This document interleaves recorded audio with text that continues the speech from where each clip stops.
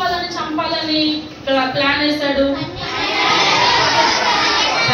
12వ నెల 13వ తేదీన ఆ ఒక్క రోజులోనే యూదులందరినీ చంపేస్తా అని చెప్పి చాలా భయంకరమైన ప్లాన్ వేశాడు. సరే, ఇప్పుడు ఈ వార్త ఎన్ని సంవత్సరాలు ఉన్న వారికి చేరింది?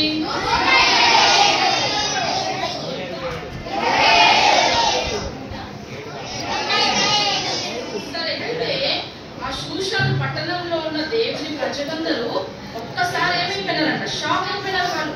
ఏంటి సడన్ గా ఇట్లా మమ్మల్ని అందరినీ చంపడానికి ఎందుకు ప్లాన్ వచ్చింది, ఎందుకు రూల్ వచ్చింది, ఏం జరిగింది అసలు అనుకొని వాళ్ళందరూ ఏమైపోయారు చూడండి. కొంతమంది ఏడుస్తున్నారంట, చిన్న పిల్లలు, వాళ్ళ ఫ్యామిలీస్, వాళ్ళందరూ ఏం జరుగుతుంది వినాలి ఇక్కడ చూడాలి. అయితే ఏం జరుగుతుంది, ఏమైంది, మాకు ఎందుకు ఇలాంటి ఆర్డర్ వచ్చింది చూడండి. ఆ హామన్ ఏం చేశాడంటే ప్రతి ఊర్లో ఇలాంటి స్క్రోల్స్ అన్నమాట, అంటే అందులో రాసి పంపించాడు. 12వ నెల 13వ తారీఖులో మీ చుట్టుపక్కల ఎవరైతే యూదులు ఉన్నారో మీ ఇంటి పక్కల వాళ్ళందరినీ మీరు ఏం చేయాలా, చంపేయాలి అని చూడండి. అతను చదువుతుంటే యూదులందరూ ఒకేసారి ఏడుస్తున్నారంట, కలవరపడుతున్నారంట. మనల్ని ఎవరైనా వచ్చి చంపేస్తామంటే సంతోషంగా ఉంటామా? లేదు కదా. ఇప్పుడు ఇలా కలవరంతో కూడినటువంటి పరిస్థితుల్లో ఏం చేయాలో అర్థం కావట్లేదు. ఈ విషయము ఎస్తేరుకు తెలీదు, రాణి కాబట్టి లోపలే ఉంది తన కోటలో. బయట విషయాలు ఏం జరుగుతున్నాయి తనకి తెలియదు, రాజుకు కూడా తెలియదు అనమాట. అయితే ఈ మొర్దెకై ఈ వార్త వినగానే ఏం చేస్తాడంటే తెలుసా, చూడండి ఏం చేస్తాడు. మొర్దెకై ఎప్పుడైతే యూదులందరినీ హామాను చంపాలి అని కుట్ర పన్నాడని తెలియగానే తనంట తన బట్టలు మార్చి గోనె పట్ట కట్టుకున్నాడంట. ఏం కట్టుకున్నాడు? గోనె పట్టని కట్టుకొని, బూడిద ఉంటుంది కదా, మనం వంట చేసిన తర్వాత ఏమొస్తుంది పొయ్యిలో, ఆ బూడిద అంతా చల్లుకున్నాడంట మీద. చల్లుకొని గట్టిగా ఏడ్చుకుంటూ ఆ రాజు గేట్ దగ్గర తిరుగుతున్నాడంట. ఇట్లా గోనె పట్ట కట్టుకొని బూడిద పోసుకొని రాజు గేట్ దగ్గర అస్సలు తిరగకూడదంట. అది ఆ పర్షియన్ లా అన్నమాట. అట్లాంటి వాళ్ళు అంటే తిక్కోళ్ళందరూ రాజు ఇంటి దగ్గర ఉండకూడదు అనమాట. ఇప్పుడు ఇట్లా మొర్దెకై తిరుగుతున్నాడని తెలిసిందనుకో ఆయనని చంపేస్తారు కూడా. అందుకని ఈ మొర్దెకై మాత్రము బాధతో ఏం చేస్తుందంట చూడండి. అందరు ఇక్కడ చదువుతున్నారు, అన్ని గోడల మీద అతికించుకున్నారంట. 12వ నెల 13వ తారీఖు మీ దగ్గర ఉన్న యూదులందరినీ చంపేయచ్చు, మీకు ఏం పనిష్మెంట్ ఉండదు అని ఇట్లా గోడకు అతికిస్తే యూదులు చదువుకుంటున్నారంట, ఆ పర్షియన్ వాళ్ళు చదువుకుంటున్నారంట. అయితే మొర్దెకై ఆ బాధకి, ఎంత పెద్ద భయంకరమైన పరిస్థితిలో మేము ఉన్నామని బాధతో ఏం చేస్తాడు, ఇట్లా చిరిగిపోయినా గోనె పట్ట బూడిద పోసుకోవడం దేనికంటే బాధలో ఉన్నాము దేవా మాకు మమ్మల్ని చూడును అని అర్థం అన్నమాట. వాళ్ళు అలా అవుతాయి. అయితే మొర్దెకై ఇలా చూస్తూ చూడండి, పైకి చూస్తూ దేవునికి మొరపెట్టుకుంటాడు. అయితే ఇలా జరుగుతున్న సమయంలో ఏమవుతారంటే అక్కడ ద్వారం దగ్గర ఉండే సర్వెంట్స్ ఏమవుతారంటే ఒకరు వెళ్ళి ఎస్తేరుకి చెప్తారనమాట. ఎస్తేరుకి ఏమవుతాడు మొర్దెకై, పిల్ల తండ్రి కదా.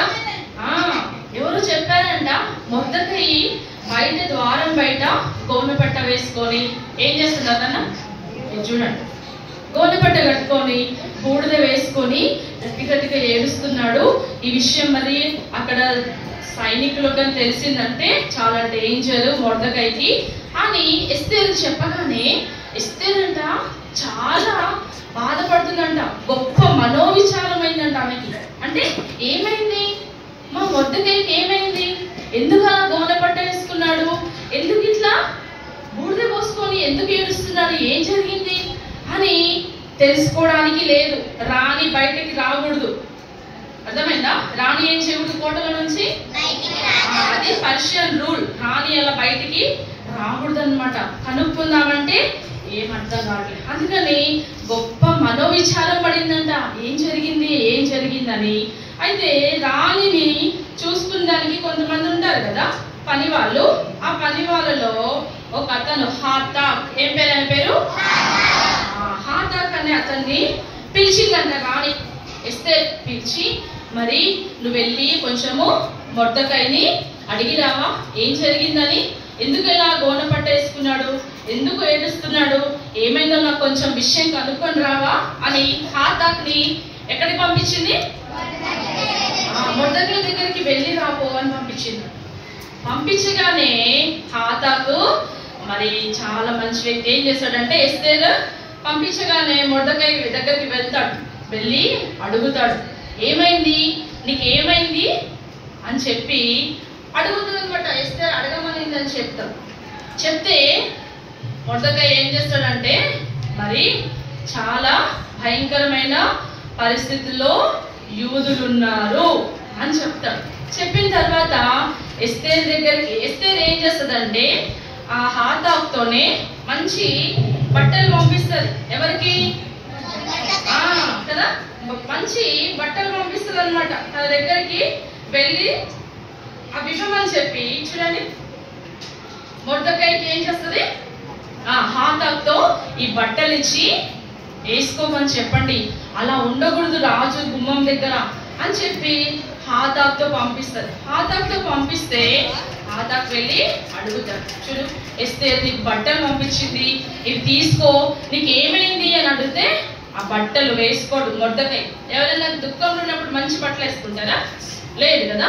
అందుకని మొర్దెకై ఏమంటాడు, ఇప్పుడు ఈ బట్టలు కాదు, మేము చాలా కష్టంలో ఉన్నాము, చాలా బాధలో ఉన్నాము, ఏంటో తెలుసా అందుకే ఎలా ఏడుస్తున్నాడు మొర్దెకై, తల పట్టుకొని ఏడుస్తున్నాడు. ఏమన్నా తెలుసా, ఇదో ఇక్కడ ఉంది కదా, ఇదో ఇక్కడ చుట్టి పెట్టారు, ఈ స్క్రోల్లో చుట్టాడు. ఏమనంటే, యూదులందరూ ఇలా చనిపోబోతున్నారు, చాలా ఒక రోజులో హామాను వాళ్ళందరిని చంపడానికి పెద్ద కుట్ర చేశాడు అని దీంట్లో రాసి పెట్టాడు అనమాట. ఆ స్క్రోల్ రాశాడు కదా ముందే, అది రాసి పెట్టి దాని దగ్గర ఏం చేస్తాడంటే, హాతాక్ నువ్వు ఈ స్క్రోల్ తీసుకెళ్ళి ఎవరికి ఇవ్వు, ఎస్తేర్కి ఇవ్వు అని చెప్తాడనమాట. చెప్పగానే ఆ సేవకుడు ఏం చేస్తాడు, రాజు దగ్గర పని ఆయన అంటే తీసుకెళ్ళి ఎస్తేర్కి ఇస్తాడు. ఇచ్చినప్పుడు తను ఏం చేస్తుంది తెలుసా, అది చదువుతుంది. చూడండి ఏం చేస్తుంది, చదివినప్పుడు ఎస్తేర్కి కూడా ఒక షాక్ ఇది కదా. ఎందుకు, యూదులందరితో పాటు ఎవరు యూదులు, ఎవరు ఎస్తేర్ కూడా యూదులే. అయితే ఏం చేస్తుందంటే మొర్దెకై, చూడండి ఆ స్క్రోల్ పంపించి హాతాకుతో మొర్దెకై చెప్తాడు, ఏమన్నా తెలుసా, ఎస్తేర్ రాణితో చెప్పు, ఏమనంటే నువ్వు ఈ సమయం కొరకే రాజ్యానికి వచ్చినావేమో, ఈ సమయం కొరకే రాణివైనావేమో. ఎందుకో తెలుసా, చూడు యూదులందరూ దేవుని పిల్లలందరినీ హామాను చంపబోతున్నాడు, వాళ్ళందరినీ నువ్వు కాపాడడానికే దేవుడు నిన్ను రాణిగా చేశాడేమో, ఒకసారి గుర్తు తెచ్చుకో ఎస్తేర్. కాబట్టి నువ్వే వెళ్ళాలి రాజు దగ్గరికి. ఎక్కడికి వెళ్ళాలంట, రాజు దగ్గరికి వెళ్ళి ఈ పరిస్థితి అంతా రాజుకు చెప్పి యూదులందరినీ నువ్వేం చేయాలా, బైబిల్ ఓపెన్ చేయండి, చూద్దాం బైబిల్ చూద్దాం. ఎస్తేర్ గ్రంథం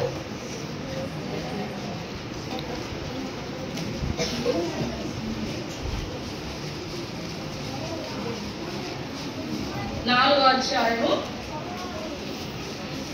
12-13 వచనాలు. ఒకరు బాయ్ చదవండి, ఒకరు గర్ల్ చదవండి. ఎస్తేర్ గ్రంథం 4వ అధ్యాయము 12-13 వచనాలు చదవండి, గట్టి చదవండి.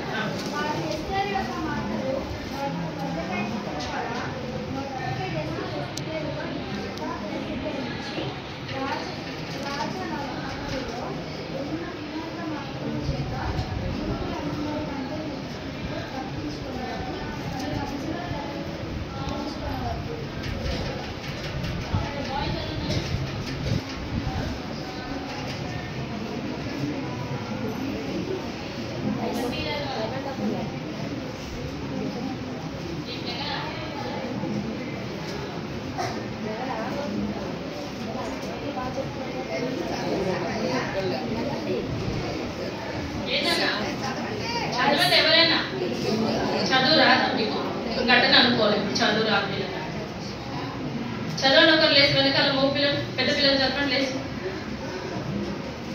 త్వరగా. చదివేదాకా నేను ముందుకు వెళ్ళను.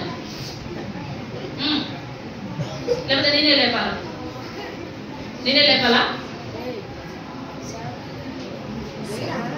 నన్ను లేని వెనకాల లాస్ట్ లైన్ ఎవరైనా ఒకరు లేదు తొందరగా. లేకపోతే నేను ఇప్పుడు చెప్పేస్తా ఎవరు అయ్యాలి.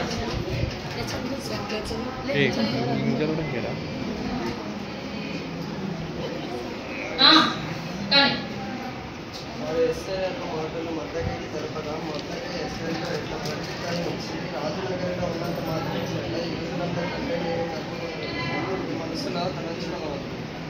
వెరీ గుడ్, కూర్చో. అయితే ఎస్తేరుకి మొదటగా ఏమని చెప్తున్నానా, నీవు ఈ సమయం కొరకే దేవుడు నిన్ను రాణిగా నిర్ణయించినాడేమో, అందుకే నువ్వే ఏం చేయాలా, ఇప్పుడు కానీ నువ్వు మౌనంగా ఉన్నావు అనుకో, సరే ఎవరు ఏమైపోతే నాకేంటి, యూదులందరూ చనిపోతే నాకేంటి, నేను బాగానే ఉన్నా కదా రాజకోటలో, నేను బాగున్నా కదా నాకేంటిలే అనుకోవద్దు. వస్తే నువ్వు అలా అనుకుంటే నువ్వేమవుతావు, నీవు నీ ఇంటి వారు ఏమవుతారంట, నశించిపోతారు.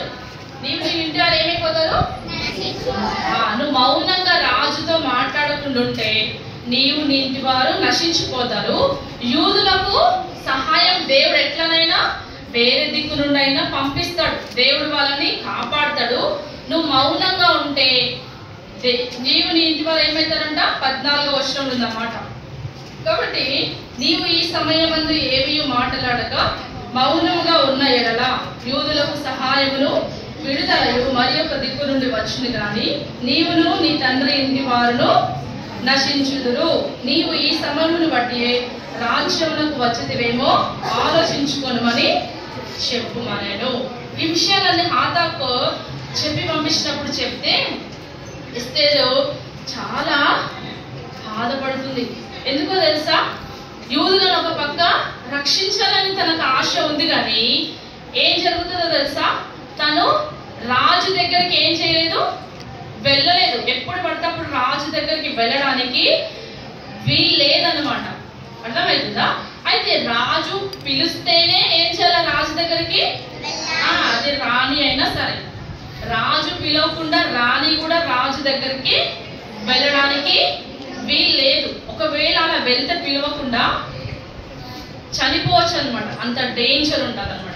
అయితే ఎస్తేరు మరలా ఏం చేస్తుంది తెలుసా, చూడండి, హాతాకు వచ్చి చెప్తున్నాడు, మొదటై హాతాకు చెప్పి పంపిస్తున్నాడు, ఎస్తేరును చెప్పు, రాజు దగ్గరికి వెళ్ళి ఈ భయంకరమైన పరిస్థితి నుంచి యూదులందరినీ కాపాడమని చెప్పు అని హాతాకి మొదటై చెప్పినప్పుడు చూడు, మళ్ళీ హాతాకు వచ్చి ఏం చేస్తున్నాడు, ఎస్తేరుతో చెప్తున్నాడు. చెప్పినప్పుడు ఎస్తేరు మళ్ళీ మొర్దెకైకి సమాచారం పంపిస్తారు. ఏమనంటే మళ్ళీ వెళ్ళి మొర్దెకైకి చెప్పు, ఏమనంటే రాజు దగ్గరికి నిన్ను పిలువబడక నెల రోజులు అవుతుంది, 30 రోజులు అవుతుంది. పిలువబడక పురుషుడైనా స్త్రీ అయినా రాజు దగ్గరికి వెళ్తే అక్కడ మరణం, చనిపోవచ్చు. కాబట్టి నేను రాజు దగ్గరికి వెళ్ళలేను కదా, నేనేం చేయాలి ఇప్పుడు, నేనేం చేయలేను అని ఎస్తేరు ఒక పక్క బాధపడుతుందంట. బాధపడుతూ మళ్ళీ సమాచారం పంపించింది మొర్దెకై దగ్గరికి. పంపించినప్పుడు మళ్ళీ ఏమని చెప్పిందంటే తెలుసా, సరే మొర్దెకైకి చెప్పు, హాతాకు ఏమని చెప్తావు తెలుసా, నేను రాజు దగ్గరికి పిలవబడక 30 దినములు అవుతుంది. అయితే సరే నేను రాజు నన్ను పిలవకపోయినా సరే నేనేం చేస్తానో తెలుసా, చూడండి ఆ మాట చదువుతామా, అదే ఎస్తేరు గ్రంథం 4వ అధ్యాయము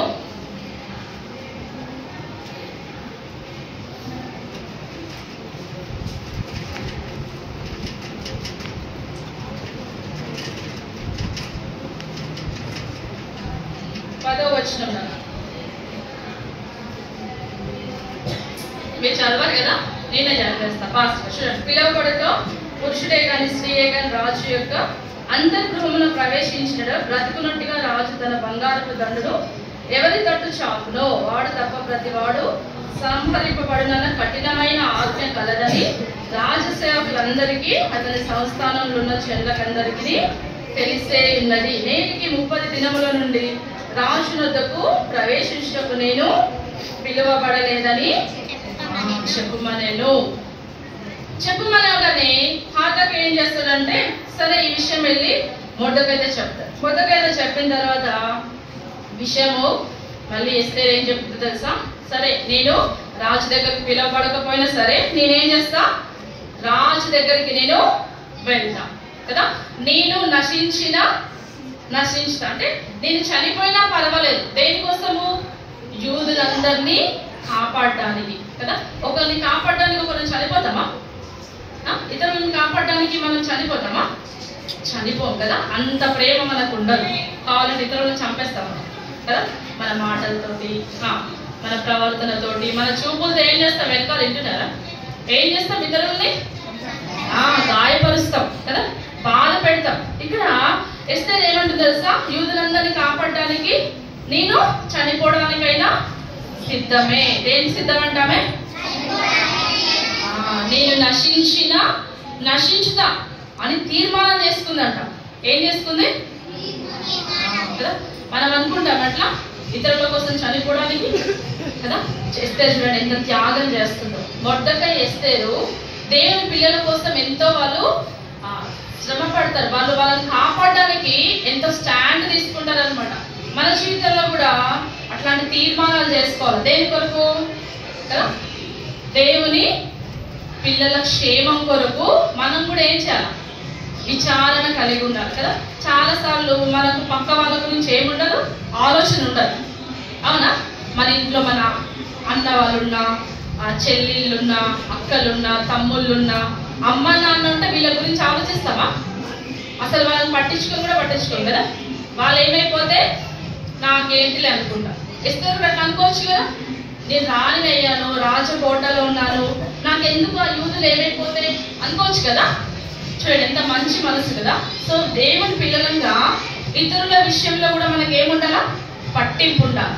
ఎవరైనా కష్టాల్లో ఉంటే, ఎవరైనా బాధలో ఉంటే, ఎవరైనా అనారోగ్య పరిస్థితుల్లో ఉంటే వాళ్ళని ఏం చేయాలి? మనం చూడాలి. అర్థమైందా? వాళ్ళని ఏం చేయాలా? పరామర్శించాలి. వాళ్ళు ఎలా ఉన్నారో కనుక్కోవాలి. అది దేవుని బిడ్డల యొక్క లక్షణం. ఎవరేమైపోతే నాకేంటి, వాళ్ళేమైపోతే నాకేంటి అనుకుంటే అది దేవుని బిడ్డల లక్షణమా? కాదు. ఇలాంటి మంచి మనసు ఉంది కాబట్టి ఎస్తేరు దేవుడు రాని స్థితిలో పెట్టాడు. ఎందుకు? కాపాడుతుందని. మన హృదయాన్ని చూసి దేవుడు మనల్ని ఏం చేస్తాడు? ఆశీర్వదిస్తాడు. చెడ్డ హృదయం ఉందనుకో మనల్ని దేవుడు దేంట్లో కూడా ఏం చేయడు? ఆశీర్వదించాడు. మనల్ని గుర్తుపెట్టుకోవాలి. కాబట్టి మన తల్లిదండ్రుల విషయంలో మనకు పట్టింపు ఉండాలా. వాళ్ళకి బాగాలేదనుకో వాళ్ళని చూసుకోవాలా, వాళ్ళని సంతోష పెట్టాలా. తల్లిదండ్రులని దుఃఖ పెట్టొద్దంట, బైబిల్లో ఉంది. రెండవది, మన మందిరానికి వచ్చే వాళ్ళు, మన ఇంటి పక్కన వాళ్ళు, ఎవరైనా పేదవాళ్ళు, బీదవాళ్ళు ఎవరైనా బాగాలేకుండా ఉంటే ఏం చేయాలి? వాళ్ళ గురించి ఏం చేయాలా? ఆలోచన ఉండాలా. మనకి కొంచెం పట్టించుకోవాలి. మనకి ఏదైనా చేతనైతే వాళ్ళకి ఏం చేయాలా? సహాయం చేయాలా కదా. నాకేంటి అనుకోకూడదు కదా. సరే ఇక్కడ ఎస్తేర్ ఏం చేసింది ఇప్పుడు? సరే నేను ఏమని తీర్మానం చేసుకుందామే? నేను చూడండి నన్ను 16వ వచనంలో లాస్ట్ మాట, 16 లాస్ట్. నేను నశించిన పలకండి, నేను నశించేదను అని తీర్మానం చేసుకొని మళ్ళీ మొర్దెకై సమాచారం పంపించింది. ఎస్తేర్ ఏమన్నా తెలుసా? మొర్దెకైతో చెప్పు, నేను రాజు దగ్గరికి వెళ్ళబోతా యూదులందరినీ కాపాడడానికి. అయితే ఒక్క విషయం చేయాలని చెప్పు మొర్దెకైకి అని చెప్తారు. ఏమనంట తెలుసా?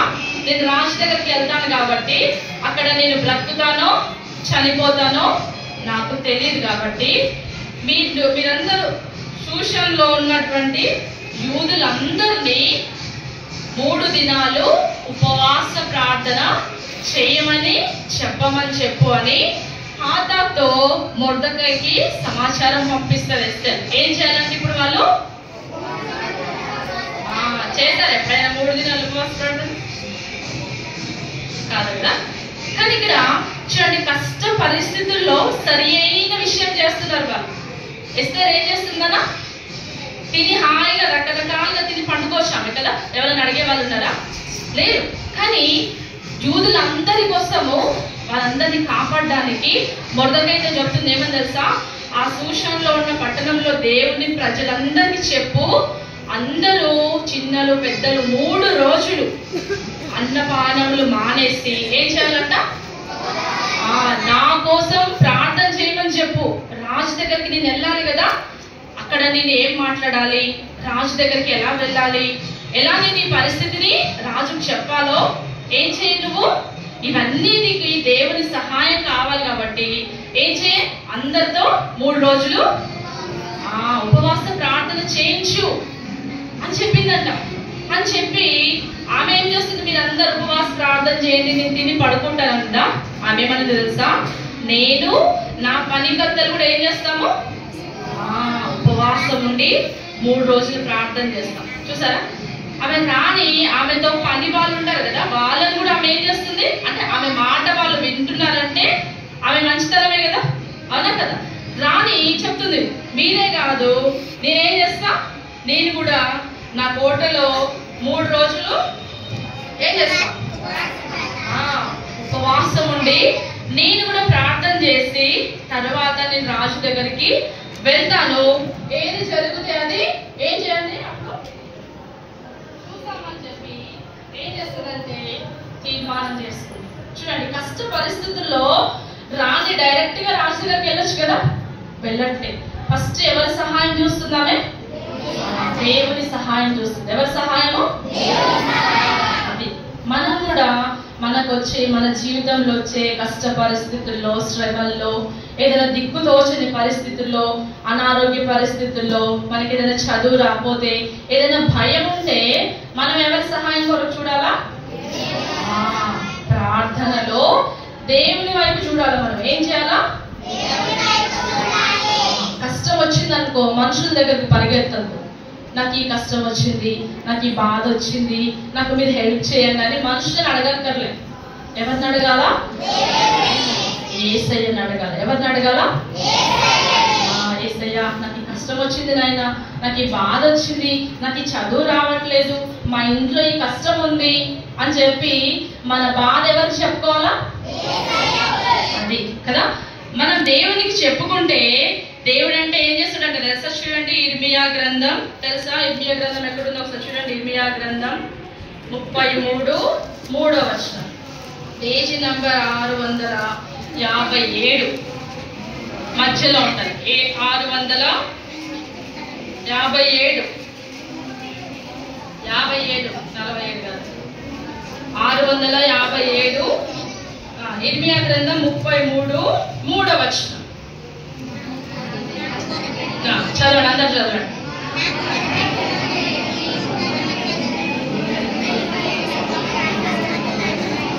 అవుతున్నారా? కురుగుతున్నారా? మంచి చదవండి అందరు. నాకు మొరపెట్టుము, నేను నీకు ఉత్తరమిచ్చెదను, నీవు గ్రహింపలేని గొప్ప సంగతులను, గూఢమైన సంగతులను నీకు తెలియజేయుదును. ఏం చేయాలంటే మన కష్టకాలంలో ఏం చేయాలా? నాకు మొరపెట్టుము. ఎవరు చెప్తున్నారు? దేవుడు చెప్తున్నాడు. యేసు ప్రభు వారు చెప్తున్నారు. ఎవరైతే వారి కష్ట పరిస్థితుల్లో దేవుని ఆశ్రయిస్తారో వాళ్ళు మొరపెడితే దేవుడు ఏమిస్తారంట వాళ్ళకి? మనుషులు ఉత్తరం ఇయ్యరేమో, మనుషులు మనకి సహాయం చెయ్యరేమో, చేస్తామని చెప్పి కొంతమంది ఏం చేయరు, మనకి సహాయం చెయ్యరు. ఆ టైంకి మనల్ని చెయ్యి వదిలేస్తారు కదా. దేవుడు ఇస్తున్న వాగ్దానం ఏంటంటే, నాకు మొరపెట్టు, నీకు ఏ కష్టం వచ్చినా, నీకు ఏ బాధ వచ్చినా నేను చూసుకుంటా అని ఎవరు చెప్తారు మనకి? యేసు ప్రభు చెప్తున్నాడు. కాబట్టి నాకు మొరపెట్టు, నేను నీకేం చేస్తా అది. కాబట్టి ఇప్పటి నుంచి ఏం నేర్చుకోవాలా? కష్ట పరిస్థితుల్లో సహాయం కొరకు ఎవరి వైపు చూడాలా? మనము దేవుని వైపు చూడాలి. దేవుని వైపు చూస్తే మనల్ని దేవుడు ఎప్పుడు మనకు జవాబు ఇవ్వకుండా పంపించడంట. ఏం చేయడంట? పంపించాడు. కాబట్టి ఎస్తేర్ లాగా కష్ట పరిస్థితుల్లో ప్రార్థన చేసేది నేర్చుకోవాలి. ఇంకా ఎక్కువ కష్టం ఉందనుకో ఉపవాస ప్రార్థన చేసుకోవాలి. ఏం చేయాలన్నా? ఉపవాస ప్రార్థన నుండి చేస్తే దేవుడు అద్భుతాలు చేస్తాడు. ఏం చేస్తాడన్నా? నెక్స్ట్ లెసన్ లో చూద్దాం. వీళ్ళు ఉపవాస ప్రార్థన ఇప్పుడు ఏం చేస్తారంటే, ఎస్తేరు ఇంకా చుట్టూ ఉండే వాళ్ళందరూ వెళ్ళి 3 రోజులు ఉపవాస ప్రార్థన చేస్తారు. యూదులందరూ ఏడ్చుకుంటూ, దేవా మాకెంతో గొప్ప అపాయంలో మేము ఉన్నాం, మాకు సహాయం చేయి, ఎస్తేరు రాణి కూడా నీ జ్ఞానం ఇవ్వు, రాజు దగ్గరికి ఎలా వెళ్ళాలి, రాజుతో ఎలా మాట్లాడాలా, రాజు దగ్గరికి ఎలా వెళ్ళాలా, ఈ పరిస్థితులన్నీ ఎలా హ్యాండిల్ చేయాలో ఎస్తేరు కూడా జ్ఞానం ఇవ్వు ప్రభు అని యూదులందరూ ఏం చేసిరంట 3 రోజులు. మొర్దెకై యూదులు తర్వాత కోటలో కూడా రాణి ఉపవాసం ఉండి ఏం చేసిందంట, ప్రార్థన చేసిందంట. దేవుడు మరి వారి ప్రార్థనకు జవాబు ఎలా ఇచ్చాడో మధ్యాహ్నం లెసన్ లో విందాం. ఏం జరిగింది వాళ్ళకి, యూదులందరినీ దేవుడు కాపాడినాడా, హామా లేకపోతే ఆ కుట్రలో వారందరినీ చనిపోయారా అనేది నెక్స్ట్ టైం నెక్స్ట్ లెసన్ లో మనం విందాం. కాబట్టి ఇక్కడ మనం నేర్చుకున్న విషయము, దేవుని ప్రజల కొరకు మనకి ఏముండాలా, పట్టింపు ఉండాలా కదా.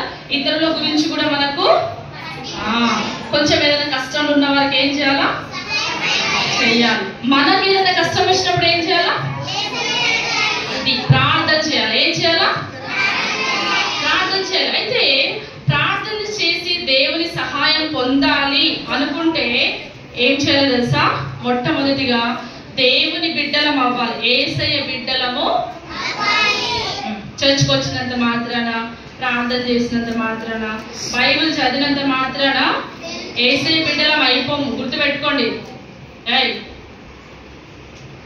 చర్చ్కి వచ్చినంత మాత్రాన, VBSకి వచ్చి వెళ్ళినంత మాత్రాన మనం ఏమైపోయినా యేసయ్య బిడ్డలం అవ్వం. మరి ఏమవ్వాలా, యేసయ్య బిడ్డలం అవ్వాలంటే ఏం చేయాలా, మన హృదయం ఎవరికి ఇవ్వాలా, అది మన పాప హృదయము, మన తప్పులు చేసే హృదయము, మన చెడ్డ హృదయాన్ని ఎవరికి ఇవ్వాలంట. నిన్న చూసుకున్నాం కదా, నా కుమారుడా నీ హృదయము. ఇక్కడ కూర్చున్న మీరు అందరు గుర్తుపెట్టుకోవాలి కదా, మీరు ఇంకా యవ్వన కాలంలోకి రాబోతారు. కాబట్టి మీరు ఇప్పుడే మీ హృదయాన్ని యేసయ్యకి ఏం చేయాలి, ఇవ్వాలి. మీరు పెద్దగా అవుతున్నప్పుడు దేవుడు మిమ్మల్ని మంచి మార్గంలో ఏం చేస్తాడు, ఇప్పుడు కాదులే, ఇప్పుడు నమ్మం మేము, తర్వాత బాగా ఇంకా పెద్ద ముసలోళ్ళం అయిపోయినాక అప్పుడు ఇస్తాం యేసయ్యకి మా హృదయం అంటారా కదా. ఎప్పుడు చనిపోతామో మనకి తెలియదు. ఎవరైతే యేసయ్యకి వాళ్ళ హృదయం ఇస్తారో, యేసయ్య వాళ్ళ హృదయంలో ఉంటాడో వాళ్ళు ఎక్కడ ఉంటారు నాన్న, పరలోక రాజ్యంలో ఉంటారు. వాళ్ళ ప్రార్థన దేవుడు ఏం చేస్తాడు, అది. కాబట్టి మీకు ఇష్టమైన యేసయ్యకి మీ హృదయం ఇచ్చేది మోకరించండి. ఒక నిమిషం అందరూ మోకరించి ప్రార్థన చేసుకోండి. చూడు, దేవుడు మనకి VBS కి తరుణాలు ఇస్తున్నాడు కదా, ఏదో వచ్చి టైం పాస్ గా పోకూడదు కదా. యేసు ప్రభువా నా కొరకు కూర్చోవాలా, మోకరించాలి. యేసు ప్రభువా నా కొరకు, మీరు నా పాపాల కొరకు కల్వరి శిలువలో చనిపోయినారని నేను నమ్ముతున్నాను, నన్ను క్షమించండి, నా పాపాలు, నా తప్పులు, నా అబద్ధములు, నా మోసము, నా అవిధేయత అంతా క్షమించండి ప్రభువా. నేను చనిపోయి నరకానికి వెళ్ళడం నాకు ఇష్టం లేదు నాయన, నేను నీతో పాటు పరలోక రాజ్యంలో యుగయుగాలు ఉండాలని నేను ఆశపడుతున్నాను. నా యొక్క హృదయంలోనికి మీరు రండి. కళ్ళు మూసుకొని ప్రార్థన చేసుకోవాలి. నా పాపంలో క్షమించండి, నన్ను మీ బిడ్డగా చేసుకోండి నాయన అని ఒక్క నిమిషం మీ హృదయం యేసయ్యకిస్తే, నోటితో ఒప్పుకొని హృదయంలో విశ్వసిస్తే యేసయ్య మన హృదయంలోకి వస్తాడు. శాంతి సమాధానం మనకిస్తాడు.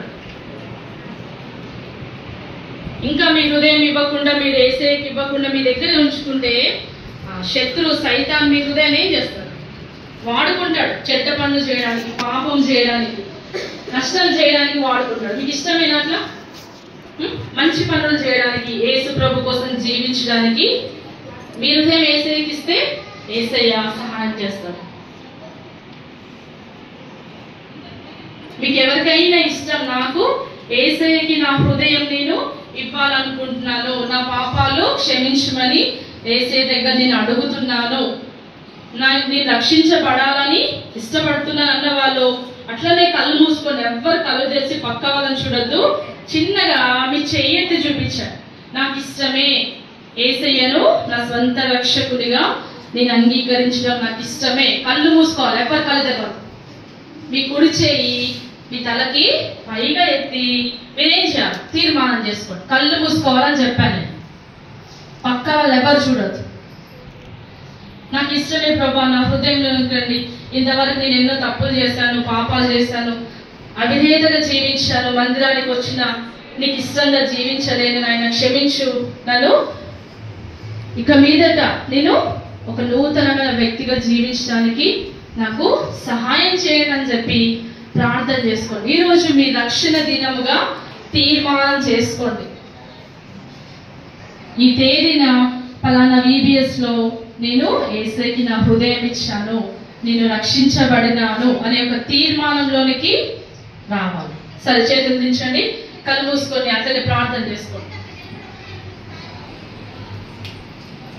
ప్రియమైన పరలోకపు తండ్రి, మీ శ్రేష్టమైన ఘనమైన నామమును బట్టి హృదయమాలను స్తుతించి మిమ్మల్ని ఆరాధిస్తూ ఇంతవరకు సహాయపడుతూ వచ్చినారు దేవా. మరి ఎస్తేరు, మొర్దెకై వారి జీవితాలను బట్టి మిమ్మల్ని స్తుతిస్తున్నాం. మీ కొరకు ఎంతగా క్రయాన్ని చెల్లిస్తూ వచ్చినారు నాయన. నీ ప్రజల క్షేమం కొరకు వారు ఎంతగానో ప్రయాసపడుతూ వచ్చినారు. వారి రాజ్యంను, వారి యొక్క సుఖ సౌఖ్యాలను పక్కన పెట్టి ప్రభా, నీ ప్రజల క్షేమం కొరకు వాళ్ళు ఉపవాసం ఉండి నీ వైపు చూస్తూ వచ్చినారు నాయన.